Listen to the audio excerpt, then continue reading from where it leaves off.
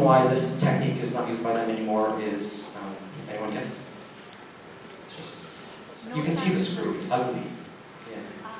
The nose that gets yellow and it's time to change it, it's a little bit difficult to change the nose pad. I'm told it's easy to change nose pads. Yeah. It should be easy to change nose pads. Yeah. Just take it out, stick a new one on. Okay. You'll notice because the nose pad is rectangular, it'll leave a rectangular hole, right? So then you kind of know that shouldn't surprise anyone, I suppose. Okay, so the reason why they don't use this technique is because you can see the metal, right? From outside, people can see it. It just doesn't look that cosmetically good. It's not optimal. All right, so they have other techniques, all right, and these are the ones they'll use more often. Okay, so again, you mark the same technique. If you want glasses to fit a little higher, then you can make markings lower on the frame, right? Okay, just keep that in mind. You want to make sure things are all aligned. All right, so they'll take a file and screw and file away the nose pad post until it's round. Okay, so the one on the left is straight edge, and this one is round. Okay. And then they'll take wire cutters and then just cut at the level of the circle, okay, of the hole. And then you got that. Okay, so what they've effectively done was just made it circular and shorter. Right? It's the outcropping of the nose pad post. Now it's just a matter of, I guess I didn't show a picture of the drilling. Okay, so you just end up drilling, but this time you don't go all the way through. And again, put your finger behind and wait till it kind of gets a bit warm. And then you can just stop drilling, and then you shove that in. And then presto, you've got nose pads attached to a plastic frame.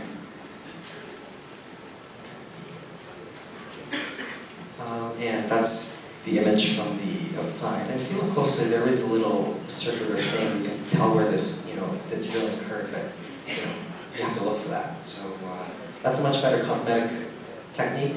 Okay, there's no screw. Okay, some people just, even though they don't really mind the appearance of the screw, they just don't like the idea of having it, their frame drilled with a hole through it. It's just, expensive frame. They just don't like that idea. So this will alleviate that issue. All right, and the last technique, or another technique they use to add the nose pads is again. All right, so they'll take wire cutters and cut the nose pad lengthwise, about a 60-40, so into the hole, but not halfway through. If you do that, you're going to have this result.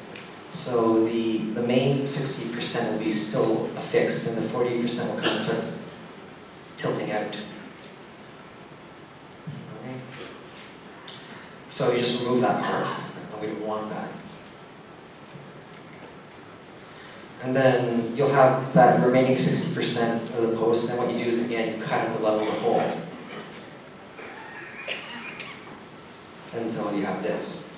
Okay, so what we effectively did is we took the nose pad post and we made it smaller. Okay, and again, the same thing, you drill a hole, make sure this hole can be smaller than the one I just showed you. And then you just shove it in. Again, you can use epoxy to hold it, right? This one doesn't have a screw, okay? And then voila.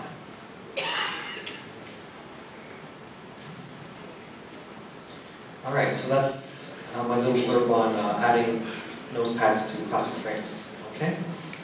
All right.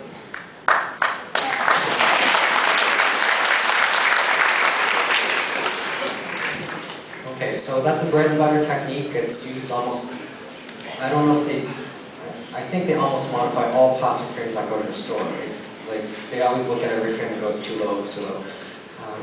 And they go out fitting right, so I don't think they're over prescribing this, elevation. Okay.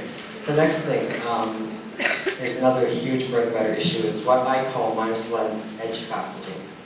Okay, so faceting of lenses, you might be aware of, it's existed for many, many years. In the past, it's usually done on, like, say, elderly lady sunglasses. Like, there'll be facets like a diamond on the front, and it's meant to be sort of like a cosmetic improvement, that kind of thing.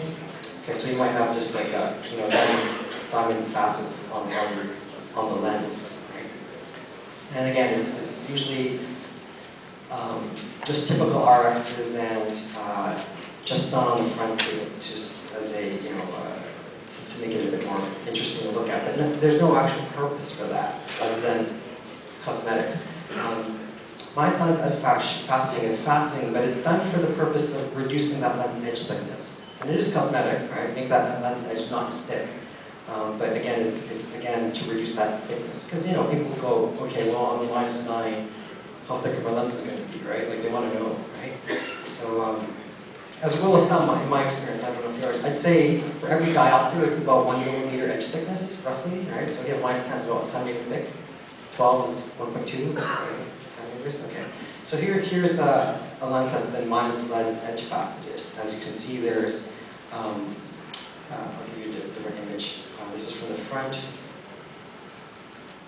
Okay, so the next image should really show what I'm talking about here.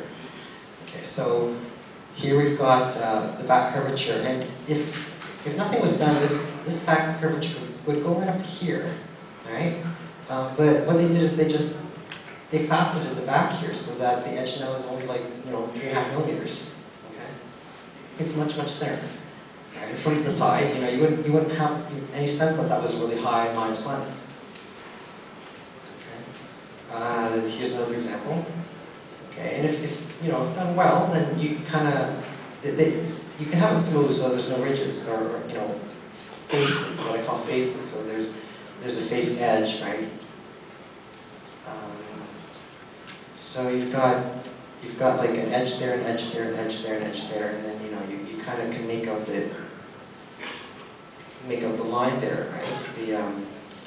Where the facet begins. And it frames the eyes quite nicely, and it just looks a bit more ornate, right? So I'm just showing you that.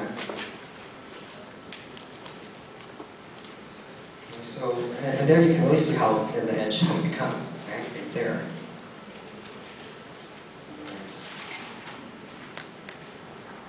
And this can also be done with sunglasses as well. Silhouette, it's a very thin edge there. This person was really concerned. Even this person wasn't that high now, but they still didn't want really thick edges. So again, it could have been up to there, but they cut it off.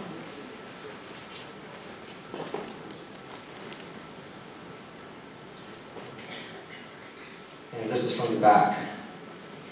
Alright. So it's just the reflections. You can see there's the reflections, that's where the facets are. And there's an up-close image there. Alright, so you take something that was probably 6 millimeter edge and bring it right down to 2. Okay, here's another example. This is the front surface facet. They just lopped that off.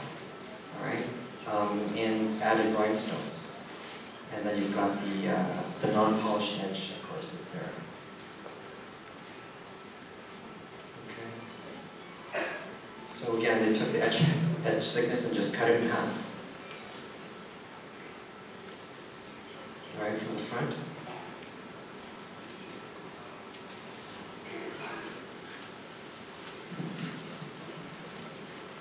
And these rhinestones are added by them as well, and I'll talk about that in a second. You'll notice